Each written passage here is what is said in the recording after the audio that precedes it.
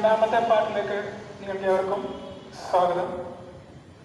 കഴിഞ്ഞ പാർട്ടിൽ നമ്മൾ ഡിസ്കസ് ചെയ്തത് ചാർജിങ് ബൈ ഇൻഡക്ഷൻ്റെ ഡിഫറെൻറ്റ് മെത്തേഡ്സ് ആയിരുന്നു. അതേതൊക്കെയായിരുന്നു? ഒന്നാമത്തത് ചാർജിങ് ബൈ ഫ്രിക്ഷൻ, രണ്ടാമത്തത് ചാർജിങ് ബൈ ഇൻഡക്ഷൻ, മൂന്നാമത്തത് ചാർജിങ് ബൈ കോണ്ടാക്ട്. ഇനി നമുക്ക് ഈ പാഠഭാഗത്തിൽ ഈ ചാപ്റ്ററിൽ അടുത്ത് ഡിസ്കസ് ചെയ്യാനുള്ളത് ഇലക്ട്രിക് ചാർജിൻ്റെ ഡിഫറെൻറ്റ് പ്രോപ്പർട്ടീസ് ആണ്. ഇലക്ട്രിക് ചാർജിൻ്റെ ഡിഫറെൻറ്റ് പ്രോപ്പർട്ടീസ്.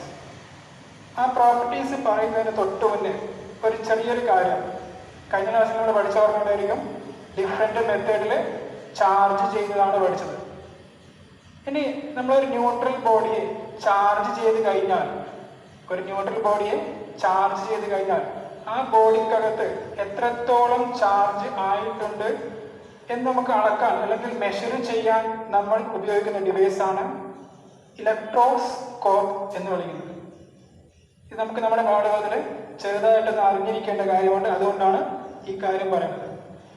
ഒരു ന്യൂട്രൽ ബോഡി ചാർജ് ചെയ്ത് കഴിഞ്ഞാൽ ആ ബോഡിക്കകത്ത് എത്രത്തോളം ചാർജ് കയറിയിട്ടുണ്ട് എന്ന് അളക്കാനുള്ള അല്ലെങ്കിൽ മെഷർ ചെയ്യാനുള്ള ഡിവൈസാണ് ഇലക്ട്രോസ്കോപ്പ്.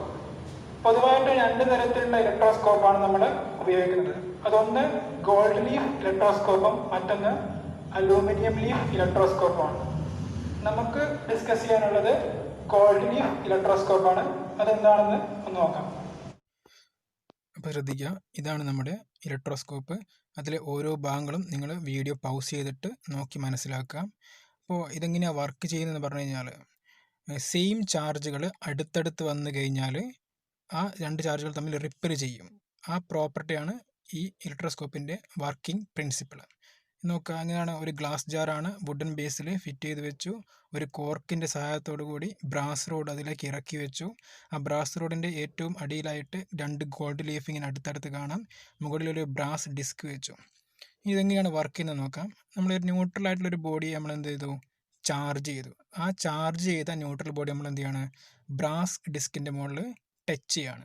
അങ്ങനെ ടച്ച് ചെയ്ത് കഴിഞ്ഞാൽ ആ ബോഡിയിലുള്ള ചാർജ് ആ ബ്രാസ് ഡിസ്ക് വഴി ബ്രാസ് റോഡിലേക്ക് ട്രാൻസ്ഫർ ആവും. അങ്ങനെ അത് അടിയിലേക്ക് എത്തുന്നു, നമ്മളെ ഗോൾഡ് ലീഫിലേക്ക് എത്തുന്നു. അങ്ങനെ ഗോൾഡ് ലീഫിലേക്ക് എത്തിക്കഴിഞ്ഞാൽ എന്താ സംഭവിക്കുക? ഗോൾഡ് ലീഫ് ചെറിയ ലീഫാണ്, സെയിം ചാർജാണ് ആ ലീഫിലേക്ക് എത്തുന്നത്. അപ്പോൾ ലീഫ് എന്ത് ചെയ്യുന്നു? ഡൈവർ ചെയ്യുന്നു, വിടർന്ന് നിൽക്കുന്നു. അങ്ങനെ എത്രത്തോളം ആ ലീഫ് വിടർന്ന് നിൽക്കുന്നു അത്രത്തോളം ചാർജ് ആയിരിക്കും ആ ബോഡിയിൽ ഉണ്ടാവുക. അപ്പോൾ ഈ ബോഡി നിങ്ങൾ കണ്ടിട്ടുണ്ടാവും. അതിൽ പോസിറ്റീവ് ചാർജാണ് ഉള്ളതെന്ന് തോന്നുന്നു. ആ പോസിറ്റീവ് ചാർജുള്ള ബോഡി നമ്മൾ ബ്രാസ് റോഡിൽ ടച്ച് ചെയ്തപ്പോൾ എന്ത് സംഭവിച്ചു? ബ്രാസ് റോഡിലൂടെ ചാർജ് ട്രാൻസ്ഫർ ചെയ്തു, ഗോൾഡ് ലീഫിലെത്തി. ഗോൾഡ് ലീഫ് എന്ത് ചെയ്തു? ഡൈവർ ചെയ്തു. എത്രത്തോളം ഡൈവർ ചെയ്യുന്നു അത്രത്തോളം ചാർജാണ് അതിലുണ്ടാവുക. ഓക്കെ, അപ്പോൾ നിങ്ങൾ ആനിമേഷൻ കണ്ടോണല്ലോ. അപ്പോൾ എന്തിനാണ് നമ്മൾ ഇലക്ട്രോസ്കോപ്പ് യൂസ് ചെയ്യുന്നത്? ഒരു ബോഡീനെ ചാർജ് ചെയ്ത് കഴിഞ്ഞാൽ ആ ബോഡിയിൽ എത്രത്തോളം ചാർജ് ചെയ്തിട്ടുണ്ടാവും എന്ന് മെഷർ ചെയ്യാനാണ് നമ്മൾ എന്ത് യൂസ് ചെയ്യുക? ഇലക്ട്രോസ്കോപ്പ് യൂസ് ചെയ്യുക. ഇലക്ട്രോസ്കോപ്പ് രണ്ട് ടൈപ്പ് ഉണ്ട്. ഇപ്പോൾ പൊതുവെ രണ്ട് ടൈപ്പാണ് നമ്മൾ യൂസ് ചെയ്യുക. ഗോൾഡ് ലീഫ് ഇലക്ട്രോസ്കോപ്പും അലൂമിനിയം ലീഫ് ഇലക്ട്രോസ്കോപ്പും. നമുക്ക് പഠിക്കാനുള്ളത് ഗോൾഡ് ലീഫ് ഇലക്ട്രോസ്കോപ്പാണ്. ഓക്കെ, അപ്പോൾ അത് മനസ്സിലായിട്ടുണ്ടാവുമെന്ന് വിചാരിക്കുന്നു.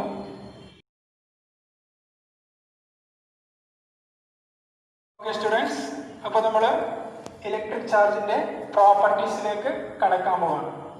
അപ്പം ആദ്യത്തെ രണ്ടു പ്രോപ്പർട്ടീസ് നമ്മൾ കുറച്ച് മുന്നേ പറഞ്ഞ കാര്യങ്ങൾ തന്നെയാണ്. അപ്പം പ്രോപ്പർട്ടീസ് ഓഫ് ഇലക്ട്രിക് ചാർജ്. അപ്പോൾ ഒന്നാമത്തെ പ്രോപ്പർട്ടി നമുക്കെല്ലാം നമ്മൾ കഴിഞ്ഞ ക്ലാസ്സിൽ പറഞ്ഞ കാര്യം തന്നെയാണ്. ഒന്നാമത്തെ പ്രോപ്പർട്ടി എന്ന് പറഞ്ഞു കഴിഞ്ഞാൽ ഇലക്ട്രിക് ചാർജ് രണ്ട് തരത്തിലുണ്ട്. ഏതൊക്കെയാണ്? പോസിറ്റീവ് ചാർജും നെഗറ്റീവ് ചാർജും.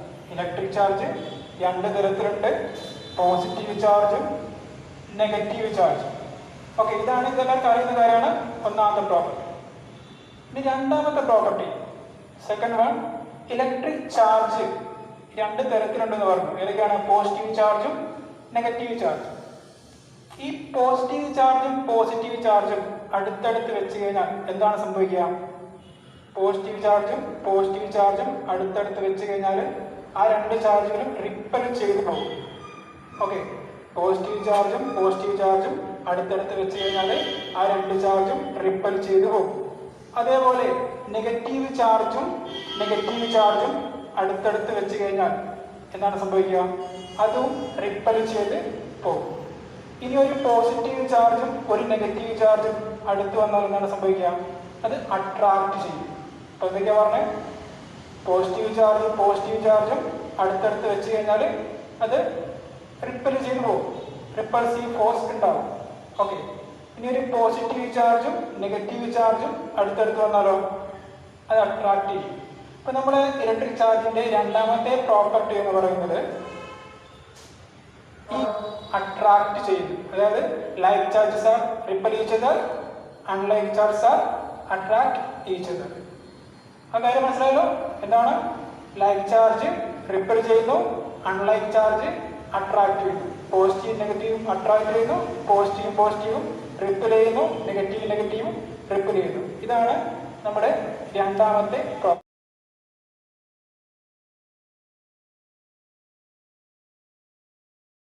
ഓക്കെ, ഇനി നമുക്ക് ഇലക്ട്രിക് ചാർജിന്റെ മൂന്നാമത്തെ പ്രോപ്പർട്ടിയിൽ അടുത്ത പ്രോപ്പർട്ടിയിലേക്ക് പോവാണ്. അടുത്ത പ്രോപ്പർട്ടി എന്താണ്? അഡിറ്റിവിറ്റി ഓഫ് ചാർജസ് ആണ്. അഡിറ്റിവിറ്റി എന്ന് പറഞ്ഞാൽ എന്താണ്? ചാർജുകളെ നമുക്ക് എന്ത് ചെയ്യാം? തമ്മിൽ കൂട്ടാം. ചാർജുകൾ എന്ത് ചെയ്യാം? തമ്മിൽ കൂട്ടാം. അതാണ് അഡിറ്റിവിറ്റി ഓഫ് ചാർജസ്. നമുക്കത് അറിയാം. കഴിഞ്ഞ ക്ലാസ്സിൽ നമ്മൾ ന്യൂട്രൽ ആയിട്ടുള്ള ബോഡിയെ കുറിച്ച് നമ്മൾ പറഞ്ഞു. എന്താണ്?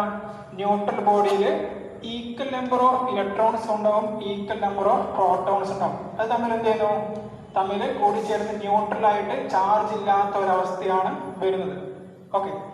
അപ്പോൾ ആ ബോഡീനെ അങ്ങനെ ന്യൂട്രൽ ആയിട്ടുള്ള ബോഡി നമ്മൾ ചാർജ് ചെയ്ത് കഴിഞ്ഞാൽ ആ ബോഡിക്കകത്ത് ഉണ്ടാവും ചാർജ് ഉണ്ടാവും. അപ്പൊ ആ ബോഡിനകത്തുള്ള ചാർജ് എത്രയുണ്ട് നമുക്ക് എന്ത് ചെയ്യാം? ചാർജുകൾ തമ്മിൽ കൂട്ടാം. ആ ഒരു പ്രോപ്പർട്ടിയാണ് അഡിറ്റിവിറ്റി ഓഫ് ചാർജ് എന്ന് പറഞ്ഞു കഴിഞ്ഞാൽ നമ്മളൊരു ബോഡി ഒരു സിസ്റ്റം എടുക്കുകയാണ്. ഓക്കെ. അപ്പോൾ ചാർജിനെ നമ്മൾ റെപ്രസെന്റ് ചെയ്യുന്ന ലെറ്റർ നിങ്ങൾക്ക് അറിയാമായിരിക്കും. സ്മോൾ ക്യൂ എന്ന് റെപ്രസെന്റ് ചെയ്യാം, ക്യാപിറ്റൽ ക്യൂവും റെപ്രസെന്റ് ചെയ്യാം.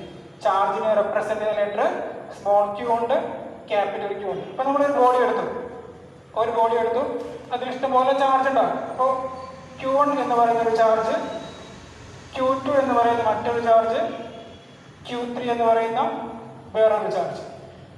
ഇത് ഈ ബോഡിയിലെ ചാർജ് കുറെ ചാർജുകൾ ഉണ്ടാവും. നമ്മൾ തൽക്കാലം ഒരു 3 ചാർജ് എടുക്കാം.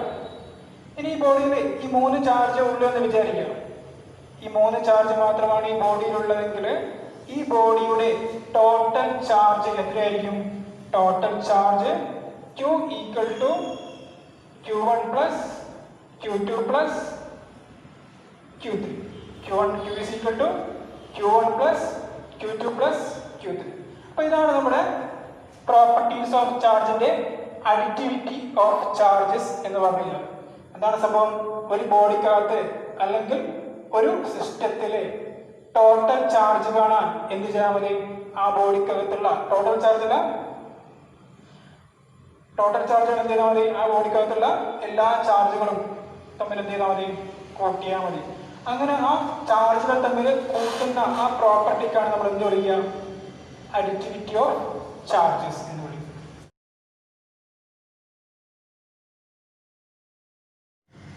ഓക്കെ, ഇനി നമ്മൾ അടുത്ത പ്രോപ്പർട്ടി, ചാർജിന്റെ അടുത്ത പ്രോപ്പർട്ടിയിലേക്കാണ് പോകാൻ പോകുന്നത്. Conservation of charge. എന്താണ് കൺസർവേഷൻ ഓഫ് ചാർജ്? നമ്മൾ conservation of momentum, conservation of energy ഒക്കെ നമ്മൾ പഠിച്ചിട്ടുണ്ടാവും. കൺസർവേഷൻ ഓഫ് എനർജി നിങ്ങൾ പഠിച്ചിട്ടുണ്ട്. എന്താണ്? Energy neither be created nor B destroyed. അതായത് എനർജി ഉണ്ടാക്കുവാനോ നശിപ്പിക്കുവാനോ കഴിയില്ല. അതേപോലെ തന്നെയാണ് കൺസർവേഷൻ ഓഫ് ചാർജ്.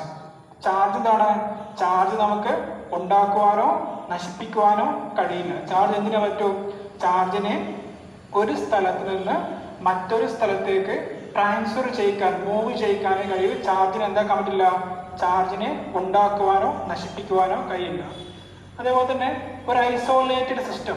എന്താണ് ഐസോലേറ്റഡ് സിസ്റ്റം?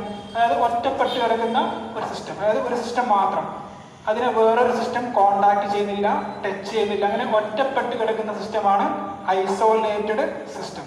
ഇപ്പം ഈ ഐസോലേറ്റഡ് സിസ്റ്റത്തിൽ ഇപ്പം ഇവിടെ നോക്കാം, ഒരു 4 ചാർജ് ഉണ്ട്. Q1 Q2 Q3 Q4 4 ചാർജുകളുണ്ട്. ഇപ്പം ഈ ഐസോലേറ്റഡ് സിസ്റ്റത്തിലുള്ള ഈ ചാർജുകൾ എന്തായിരിക്കും, അത് അങ്ങനെ തന്നെ അവിടെ തന്നെ കിടക്കും. അതായത് അത് നശിക്കാനും പോകുന്നില്ല, പുതിയൊന്ന് ഉണ്ടാകാനും പോകുന്നില്ല. അതാണ് കൺസർവേഷൻ ഓഫ് ചാർജ് എന്ന് പറഞ്ഞു കഴിഞ്ഞാൽ. ചാർജ് നമുക്ക് എന്ത് ചെയ്യാൻ പറ്റില്ല, നശിപ്പിക്കാനും കഴിയില്ല, ഉണ്ടാക്കാനും കഴിയില്ല. എന്താണ്, ഒരു ഐസോലേറ്റഡ് സിസ്റ്റത്തിലെ ചാർജ് എന്തായിരിക്കും, എപ്പോഴും കോൺസ്റ്റന്റ് ആയിരിക്കും. ഐസോലേറ്റഡ് സിസ്റ്റമാണ് ഒറ്റപ്പെട്ട് കിടക്കുന്ന സിസ്റ്റം. ആ ഒറ്റപ്പെട്ട് കിടക്കുന്ന സിസ്റ്റത്തിലെ ചാർജുകൾ എന്തായിരിക്കും, എപ്പോഴും കോൺസ്റ്റന്റ് ആയിരിക്കും. ഒരു ഐസോലേറ്റഡ് സിസ്റ്റത്തിലെ ചാർജ് റിമെയിൻസ് കോൺസ്റ്റന്റ് ആയിരിക്കും. അപ്പോൾ എന്താണ് കൺസർവേഷൻ ഓഫ് ചാർജ് എന്ന് പറഞ്ഞാൽ, charge neither be created nor B destroyed. അതിന് മറ്റൊരു എക്സാമ്പിൾ പറയാം. കഴിഞ്ഞ ക്ലാസ്സിൽ ചാർജിങ് ബൈ ഫ്രിക്ഷൻ നമ്മൾ പഠിച്ചിട്ടുണ്ട്. അത് പഠിക്കുന്ന സമയത്ത് രണ്ട് ബോഡികൾ നമ്മൾ റബ്ബ് ചെയ്തപ്പോൾ, നമ്മൾ കഴിഞ്ഞ ക്ലാസ്സിൽ പറഞ്ഞത് പ്ലാസ്റ്റിക് റോഡും സിൽക്ക് ക്ലോത്തുമാണ്. കഴിഞ്ഞ ക്ലാസ്സിൽ പറഞ്ഞത് പ്ലാസ്റ്റിക് റോഡും സിൽക്ക് ക്ലോത്തും തമ്മിൽ റബ്ബ് ചെയ്തപ്പോൾ, റബ്ബ് ചെയ്യുന്നതിന് മുമ്പ് എന്തായിരുന്നു, റബ്ബ് ചെയ്യുന്നതിന് മുമ്പ് സിൽക്ക് ക്ലോത്തും പ്ലാസ്റ്റിക് റോഡും ന്യൂട്രൽ ബോഡിയാണ്. റബ്ബ് ചെയ്തപ്പോൾ എന്താ സംഭവിച്ചു, പ്ലാസ്റ്റിക് റോഡിന് പോസിറ്റീവ് ചാർജും സിൽക്ക് ക്ലോത്തിന് നെഗറ്റീവ് ചാർജും വന്നു അല്ലേ. അപ്പോൾ എന്താണ്, ചാർജ് കൂടിയിട്ടുണ്ടോ, ചാർജ് കൂടിയിട്ടുമില്ല കുറഞ്ഞിട്ടുമില്ല. പ്ലാസ്റ്റിക്കിലെ നെഗറ്റീവ് എങ്ങോട്ടേക്ക് പോയി, നെഗറ്റീവ് സിൽക്കിലേക്ക് പോയി, സിൽക്കിലെ പോസിറ്റീവ് എങ്ങോട്ടേക്ക് പോയി, സിൽക്കിലെ പോസിറ്റീവ് ഗ്ലാസ് റോഡിലേക്ക് പോയി. അങ്ങോട്ടും ഇങ്ങോട്ടും ട്രാൻസ്ഫർ ആയതാണ്. അവിടെ എന്തുണ്ടായിട്ടില്ല, പുതിയൊരു ചാർജ് ഉണ്ടായിട്ടില്ല. അപ്പോൾ അതാണ് നമ്മൾ പറഞ്ഞ കൺസർവേഷൻ ഓഫ് ചാർജ് എന്ന് പറഞ്ഞാൽ, പുതിയൊരു ചാർജിന് ഉണ്ടാക്കാനോ പിന്നെയോ പുതിയൊരു ഒരു ചാർജിനെ നശിപ്പിക്കുവാനോ കഴിയില്ല. ഒരു സ്ഥലത്ത് നിന്ന് മറ്റൊരു സ്ഥലത്തേക്ക് മൂവ് ചെയ്യിക്കാനേ കഴിയും. അതിനെ നമ്മൾ എന്ത് വിളിക്കാം, കൺസർവേഷൻ ഓഫ് ചാർജ് എന്ന് വിളിക്കും. എക്സാമ്പിൾ എന്തുകൂടി ആലോചിക്കാം. റബ്ബ് ചെയ്യുന്നതിന് മുമ്പ് ന്യൂട്രൽ ബോഡി ആയിരുന്നു, റബ്ബ് ചെയ്തപ്പോൾ പ്ലാസ്റ്റിക് റോഡ് പോസിറ്റീവായി, സിൽക്ക് ക്ലോത്ത് നെഗറ്റീവായി. അതായത് സിൽക്കിലെ പോസിറ്റീവ് ഗ്ലാസ് റോഡിലേക്ക് പോയി, ഗ്ലാസ് റോഡിൽ നെഗറ്റീവ് സിൽക്കിലേക്ക് വന്നു. ബാലൻസ്ഡ് ആയതാണ്, അവിടെ പുതിയൊരു ചാർജ് ഉണ്ടായിട്ടില്ല. ഓക്കെ, ഇനി മറ്റൊരു എക്സാമ്പിൾ കൂടി നോക്കാം. നിങ്ങൾ ന്യൂക്ലിയർ ഫിഷൻ പണ്ട് പഠിച്ചിട്ടുണ്ടാവും. ന്യൂക്ലിയർ ഫിഷൻ എന്ന് പറയുന്നത് എന്താണ്, വലിയ ന്യൂക്ലിയസ്, അതായത് ഹെവിയർ ന്യൂക്ലിയസ് സ്പ്ലിറ്റ് ചെയ്തിട്ട് ലൈറ്റർ ന്യൂക്ലിയായിട്ട് മാറുകയാണ്. എന്താണ് nuclear fission, heavier nuclei split ചെയ്തിട്ട് ലൈറ്റർ ന്യൂക്ലിയായിട്ട് മാറുകയാണ്. ഇവിടെ നോക്കുക, യുറേനിയം എന്ന് പറയുന്ന ഹെവിയർ ന്യൂക്ലിയർ നമ്മൾ എന്ത് ചെയ്തു, ന്യൂക്ലിയർ ഫിഷൻ എന്താണ്, ന്യൂട്രോണിനെ കൊണ്ട് ഇടിപ്പിക്കുകയാണ്. ഒരു യുറേനിയം എന്ന് പറയുന്ന ഹെവിയർ ന്യൂക്ലിയറിനെ ന്യൂട്രോണിനെ കൊണ്ട് നമ്മൾ ഇടിപ്പിച്ചപ്പോൾ അവിടെ എന്ത് സംഭവിച്ചു, ന്യൂക്ലിയർ ഫിഷൻ സംഭവിച്ചു. എന്നിട്ടോ യുറേനിയം എന്ന് പറയുന്ന ആ ഹെവിയർ ന്യൂക്ലിയൈ സ്പ്ലിറ്റ് ചെയ്തിട്ട് ബേരിയവും ക്രിപ്റ്റോണും പിന്നെ 3 ന്യൂട്രോണായിട്ട് ഡിവൈഡ് ചെയ്തു. എന്തൊക്കെയാണ്, യുറേനിയത്തിന് ന്യൂക്ലിയർ ഫിഷൻ സംഭവിച്ചപ്പോൾ അത് സ്പ്ലിറ്റ് ചെയ്തിട്ട് ബേരിയവും ക്രിപ്റ്റോണും 3 ന്യൂട്രോണായിട്ട് മാറി. അപ്പോൾ അവിടെ നോക്കാം, ഈ സാധനമാണ് എന്താ, ആറ്റോമിക് നമ്പർ അല്ലെങ്കിൽ പ്രോട്ടോണിന്റെ എണ്ണം. ഇതാണ് പ്രോട്ടോണിന്റെ എണ്ണം. ഇപ്പോൾ number of proton before collision, അതായത് number of proton before fission നടക്കുന്നതിന് മുമ്പ് യുറേനിയത്തിന്റെ പ്രോട്ടോൺ നമ്പർ എത്രയാണ്, 92 ആണ്. ഫിഷൻ നടന്നതിന് ശേഷം അത് 3 ലൈറ്റർ ന്യൂക്ലിയായിട്ട് മാറി. ബേരിയവും ക്രിപ്റ്റോണും 3 ന്യൂട്രോണായിട്ട് മാറി. അപ്പോൾ ബേരിയത്തിന്റെ പ്രോട്ടോൺ നമ്പർ 56 ആണ്, ക്രിപ്റ്റോണിന്റെ പ്രോട്ടോൺ നമ്പർ 36 ആണ്. ഓക്കെ, അപ്പോൾ അത് രണ്ട് കൂട്ടിയാൽ എത്രയാണ് വരിക, അത് രണ്ട് കൂട്ടിയാൽ 92 ആണ് വരിക. അപ്പോൾ സംഭവം എന്താണ്, before nuclear fission proton number 92 ആണ്, ആഫ്റ്റർ ഫിഷൻ പ്രോട്ടോൺ നമ്പർ 92 ആണ്. ഈ പ്രോട്ടോൺ എന്ന് പറയുന്നതാണ് ചാർജ് അല്ലേ.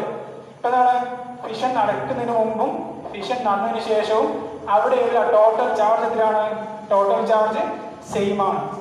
അതാണ് നമ്മൾ നേരത്തെ പറഞ്ഞത്, ഇപ്പോൾ എന്ത് കാണുന്നാലും ഒരു പുതിയ ചാർജ് ഉണ്ടാവുന്നില്ല, ഒരു ചാർജ് നശിക്കുന്നുമില്ല. ഇത് ട്രാൻസ്ഫർ ചെയ്യുന്നത് മാത്രമേ ഉള്ളൂ. ഇവിടെ നോക്കാം, ഫിഷൻ നടക്കുന്നതിന് മുമ്പ് ചാർജിന് എണ്ണം തുല്യമാണ്, പ്രോട്ടോൺ നമ്പർ സെയിം ആണ്. ഫിഷൻ നടന്നതിന് ശേഷമോ പ്രോട്ടോൺ നമ്പർ സെയിം ആണ്, എത്രയാണ്, 92 തന്നെയാണ്. അപ്പൊ എന്താണ് കൺസർവേഷൻ ഓഫ് ചാർജ് എന്ന് പറഞ്ഞു കഴിഞ്ഞാൽ, charge is neither be created nor B destroyed. പുതിയൊരു ചാർജിൽ ഉണ്ടാക്കുവാനോ നശിപ്പിക്കുവാനോ കഴിയില്ല, അതിനെ ട്രാൻസ്ഫർ ചെയ്യാനേ കഴിയൂ. അതിന് നമ്മൾ 2 എക്സാമ്പിൾ പറഞ്ഞു. ഒന്ന് ന്യൂട്രൽ ബോഡീനെ ചാർജ് ചെയ്യുന്ന എക്സാമ്പിൾ. ചാർജ് ചെയ്യുന്നതിന് മുമ്പ് 2 ന്യൂട്രലായിരുന്നു. ചാർജ് ചെയ്തപ്പോൾ ചാർജുകൾ അങ്ങോട്ടും ഇങ്ങോട്ടും പോയതാണ്, അല്ലാതെ പുതിയൊരു ചാർജ് ഉണ്ടായിട്ടില്ല. അടുത്ത എക്സാമ്പിൾ ഫിഷനാണ്. ഫിഷൻ നടക്കുന്നതിന് മുന്നും നടന്നതിന് ശേഷവും ഉള്ള ടോട്ടൽ ചാർജ് സെയിം ആണ്. ഫിഷൻ നടക്കുന്നതിന് മുമ്പും നടന്നതിന് ശേഷമുള്ള ടോട്ടൽ ചാർജ് സെയിം ആണ്.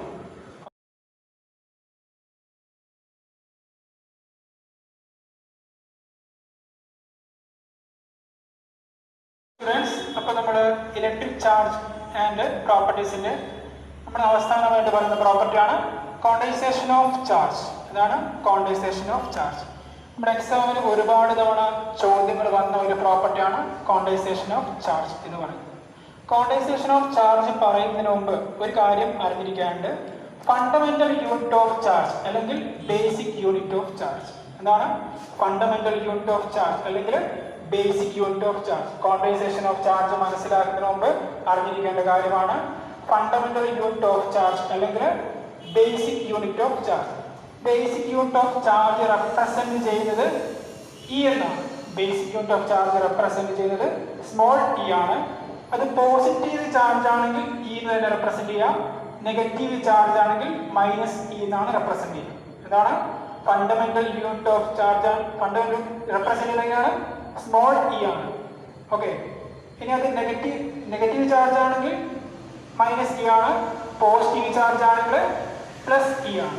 ഓക്കെ. ഇതാണ് ഫണ്ടമെന്റൽ യൂണിറ്റ് ഓഫ് ചാർജ് അല്ലെങ്കിൽ ബേസിക് യൂണിറ്റ് ഓഫ് ചാർജ്. ഇനി എന്താണ് ഫണ്ടമെന്റൽ യൂണിറ്റ് ഓഫ് ചാർജ് എന്ന് പറഞ്ഞു കഴിഞ്ഞാൽ, അതായത് ഒരു ചാർജ് ഫ്രീ ആയിട്ട് അല്ലെങ്കിൽ ഇൻഡിപെൻഡന്റ് ആയിട്ട് നിൽക്കാൻ കഴിയുന്ന ഏറ്റവും ചെറിയ ചാർജിനെയാണ് നമ്മൾ എന്ന് വിളിക്കുക ഫണ്ടമെന്റൽ യൂണിറ്റ് ഓഫ് ചാർജ് എന്ന് വിളിക്കുന്നത്. എന്താണ് ഒരു ചാർജിന്, അതായത് ഇൻഡിപെൻഡന്റ് ആയിട്ട് ഫ്രീ ആയിട്ട് സ്വതന്ത്രമായിട്ട് നിൽക്കാൻ കഴിയുന്ന ഏറ്റവും ചെറിയ ചാർജിനാണ് നമ്മൾ എന്ന് വിളിക്കുക ഫണ്ടമെന്റൽ യൂണിറ്റ് ഓഫ് ചാർജ് അല്ലെങ്കിൽ ബേസിക് യൂണിറ്റ് ഓഫ് ചാർജ് ആയിട്ട് നമ്മൾ എടുക്കണം.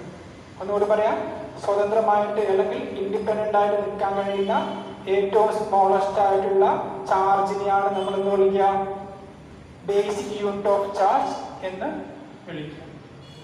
ഓക്കെ. അതിന് റെപ്രസെന്റേറ്റർ ഇ ആണ്. പോസിറ്റീവ് ആണെങ്കിൽ പ്ലസ് ഇ എന്ന് എഴുതാം, നെഗറ്റീവ് ചാർജ് ആണെങ്കിൽ മൈനസ് ഇ എന്ന് എഴുതാം. പൊതുവെ നമ്മൾ ഈ ഇ എന്ന് പറഞ്ഞാൽ ഇലക്ട്രോൺ ആയിട്ടാണ് എടുക്കുക. എന്താണ് ഇലക്ട്രോൺ ആയിട്ടാണ് എടുക്കുക. ഫണ്ടമെന്റൽ യൂണിറ്റ് ഓഫ് ചാർജ് എന്താണ് ഇ എന്ന് പറയുന്നതാണ് ഇലക്ട്രോൺ ആയിട്ടാണ് എടുക്കുക. ഇയുടെ value E is equal to 1.6 into 10⁻⁻⁹ കൂളമാണ്. ഇലക്ട്രോണിന്റെ ചാർജിലാണ് 1.6 into 10⁻⁻⁹ കൂളമാണ്. അപ്പോൾ ഫണ്ടമെന്റൽ യൂണിറ്റ് എന്ന് പറഞ്ഞാൽ ഇൻഡിപെൻഡന്റ് ആയിട്ട് നിൽക്കാൻ കഴിയുന്ന ഏറ്റവും ചെറിയ ചാർജിനാണ് വിളിക്കുക ഫണ്ടമെന്റൽ യൂണിറ്റ് എന്ന് വിളിക്കുക. അത് ഏതാണ് നമ്മൾ എടുക്കുന്നത്? ഇലക്ട്രോൺ ആണ് എടുക്കുന്നത്. ഇത് ഇലക്ട്രോൺ ആണ്, അതായത് നെഗറ്റീവ് ചാർജ് ആണ്. ഇതിന്റെ നേരെ ഓപ്പോസിറ്റ് ഉള്ള, അതായത് ഈ സാധനം എന്താണ്? പോസിട്രോൺ ആണ്. ഇലക്ട്രോണിന്റെ അതേ മാസും പക്ഷെങ്കിൽ എന്താണ് ഓപ്പോസിറ്റ് സൈനും. ഇലക്ട്രോണിന്റെ അതേ മാസും പക്ഷെങ്കിൽ ഓപ്പോസിറ്റ് സൈനും ഉണ്ട്. ഇതിനെ നമ്മൾ എന്താ വിളിക്കുക? പോസിട്രോൺ എന്നാണ് വിളിക്കുക. ഓക്കെ. അപ്പോൾ ഈ നെഗറ്റീവ് ചാർജ് ആയാലും, അതായത് പ്ലസ് ഇ ആയാലും മൈനസ് ഇ ആയാലും രണ്ടിന്റെയും മാഗ്നിറ്റ്യൂഡ് എത്രയാണ്? 1.6 into 10⁻⁻⁹ കൂളമാണ്. നെഗറ്റീവ് ആയാലും, അതായത് ഫണ്ടമെന്റൽ യൂണിറ്റ് പോസിറ്റീവ് ഇ ആയാലും നെഗറ്റീവ് ഇ ആയാലും എത്രയാണ് മാഗ്നിറ്റ്യൂഡ്? 1.6 into 10⁻⁻⁹ കൂളമാണ്. ഓക്കെ. എന്ന് പറഞ്ഞു വന്നത് ഫണ്ടമെന്റൽ യൂണിറ്റ് എന്നാണ് ഇൻഡിപെൻഡന്റ് ആയിട്ട് നിൽക്കാൻ കഴിയുന്ന ഏറ്റവും ചെറിയ ചാർജിനെയാണ് ബേസിക് യൂണിറ്റ് അല്ലെങ്കിൽ ഫണ്ടമെന്റൽ യൂണിറ്റ് എന്ന് വിളിക്കുക. റെപ്രസെന്റ് ചെയ്യുന്നത് ഇ എന്നാണ്. പോസിറ്റീവ് ചാർജ് ആണെങ്കിൽ പ്ലസ് ഇ ആണ്, നെഗറ്റീവ് ചാർജ് ആണെങ്കിൽ മൈനസ് ഇ ആണ്. പോസിറ്റീവ് ആയാലും നെഗറ്റീവ് ആയാലും അതിന്റെ മാഗ്നിറ്റ്യൂഡ് എത്രയാണ്? 1.6 into 10⁻⁻⁹ കൂളമാണ്. ആ കോണ്ടൻസേഷൻ ഓഫ് ചാർജ് എന്ന് പറയുന്ന ആ പ്രോപ്പർട്ടിയിലേക്ക് വരാം. കോണ്ടൻസേഷൻ ഓഫ് ചാർജ് പറയുന്നത് എന്ന് പറഞ്ഞാൽ നമ്മൾ ഈ നേച്ചറിലുള്ള എല്ലാ ചാർജും എന്താണ്? ഇന്റഗ്രൽ മൾട്ടിപ്പിൾ ഓഫ് നമ്മൾ ഈ നേച്ചറുള്ള ബോഡി അല്ലെങ്കിൽ എന്തെങ്കിലും അതിനോടൊക്കെയുള്ള എല്ലാ ചാർജും എന്തായിരിക്കും? Integral multiple of basic unit of charge ആണ്. ഒരു ബോഡിക്കകത്തുള്ള അല്ലെങ്കിൽ നമ്മുടെ നേച്ചറിൽ കാണുന്ന എല്ലാ ബോഡികളും അല്ലെങ്കിൽ എല്ലാ വസ്തുക്കളിലുമുള്ള ഓൾ ചാർജ് എങ്ങനെയാ പറയുന്നത്? Integral multiple of basic unit of charge. എന്താണ് integral multiple of basic unit of charge? ഒരു ഉദാഹരണം പറയാം. ഇതൊരു സിസ്റ്റമാണ്, ഒരു ബോഡിയാണ്. നമ്മുടെ മുമ്പിലുള്ള ഏതെങ്കിലും ഒരു ബോഡിയാണെന്ന് വിചാരിക്കും. അതിലെന്തൊക്കെ ഉണ്ടാവും? പോസിറ്റീവ് ചാർജ് ഉണ്ടാവും, നെഗറ്റീവ് ചാർജ് ഉണ്ടാവും. ഒരു ബോഡിക്കകത്ത് ഉണ്ടാവും പോസിറ്റീവ് ചാർജ് ഉണ്ടാവും, നെഗറ്റീവ് ചാർജ് ഉണ്ടാവും. ഈ ബോഡി നമുക്ക് ഇതിലെന്തുണ്ട്? പോസിറ്റീവ് ചാർജ് ഉണ്ട്, നെഗറ്റീവ് ചാർജ് ഉണ്ട്, പോസിറ്റീവ് ചാർജ് ഉണ്ട്, നെഗറ്റീവ് ചാർജ് ഉണ്ട്. അപ്പം ഈ ബോഡിയുടെ ടോട്ടൽ ചാർജ് ക്യൂ നമുക്ക് എങ്ങനെ കാണാം? ഈ ബോഡിയുടെ ടോട്ടൽ ചാർജ് ക്യൂ നമുക്ക് എങ്ങനെ കാണാം? ഇതിൽ എത്ര ചാർജ് ഉണ്ട്? 1, 2, 3, 4, 5, 6, 7, 8, 9, 10. ഓക്കെ, അപ്പം 10 ചാർജ് ഉണ്ട് ഈ ബോഡിയിൽ. ഇപ്പം 10 ചാർജ് ഉണ്ട്. ഒരു ബോഡിയിൽ 10 എന്നല്ല, കുറേയൊക്കെ ചാർജ്. നമ്മളിപ്പോൾ ഒരു എക്സാമ്പിൾ പറയാൻ പറയുകയാണ്, ഈ ബോഡിയിൽ ഉണ്ട് 10 ചാർജ് ഉണ്ട്. അപ്പോൾ 10 ഇൻറ്റു, ഇനി നേരത്തെ നമ്മൾ പഠിച്ചാണ് ഈ എത്രയായിരുന്നു? E is equal to 1.6 into 10⁻⁻⁹ കൂളമാണ്. ഈ എന്ന് പറയുന്നത് എന്താണ്? ഫണ്ടമെന്റൽ യൂണിറ്റ് ഓഫ് ഫണ്ടമെന്റൽ ചാർജിന്റെ ഫണ്ടമെന്റൽ യൂണിറ്റ് എത്രയാണ് റെപ്രസെന്റ് ചെയ്യുക? E ആണ്. E is equal to 1.6 into 10⁻⁻⁹ കൂളമാണ്. നേരത്തെ നമ്മളൊരു കാര്യം പറഞ്ഞിരുന്നു. എന്താണ്? നെഗറ്റീവ് ചാർജ് ആയാലും പോസിറ്റീവ് ചാർജ് ആയാലും അതിന്റെ മാഗ്നിറ്റ്യൂഡ് എത്ര തന്നെയാണ്? 1.6 ഇൻറ്റു 10⁻⁻⁹ കൂളമാണ്. അപ്പോൾ ടോട്ടൽ ചാർജ് എത്ര വരും? 10 ഇൻറ്റു 1.6 ഇൻറ്റു 10⁻⁻⁹ കൂളം വരും. അപ്പോൾ ഇതാണ് കോണ്ടൻസേഷൻ ഓഫ് ചാർജ് എന്ന് വെച്ച് കഴിഞ്ഞാൽ എല്ലാ ബോഡിയിലും ഒരു ബോഡി നമ്മുടെ നേച്ചറിലുള്ള എല്ലാ ബോഡിയും എടുത്തു കഴിഞ്ഞാൽ ആ ബോഡിയിലൊക്കെ എല്ലാ ചാർജുകളും എങ്ങനെയാണ്? ഇന്റഗ്രൽ മൾട്ടിപ്പിൾ ഓഫ് എല്ലാ ചാർജുകളും integral multiple of basic unit of charge. അതായത് Q ഈക്വൽ ടു, Q ആണ് total charge. Total charge Q is equal to plus or minus NE. Total charge Q is equal to plus or minus NE. കാരണം എന്താണ്? ഇവിടെ positive ചാർജും ഉണ്ട്, negative ചാർജും ഉണ്ട്. ഇനി പോസിറ്റീവ് ചാർജ് ആയാലും നെഗറ്റീവ് ചാർജ് ആയാലും ഈയുടെ വാല്യൂ എന്താണ്? 1.6 ഇൻറ്റു 10⁻⁻⁹ കൂളമാണ്. അപ്പോൾ ഇവിടെ 10 എന്താണ്? 10 എന്ന് പറഞ്ഞാൽ 10 എന്താണ്? ഈ ബോഡിയിൽ 10 ചാർജ് ഉണ്ട്.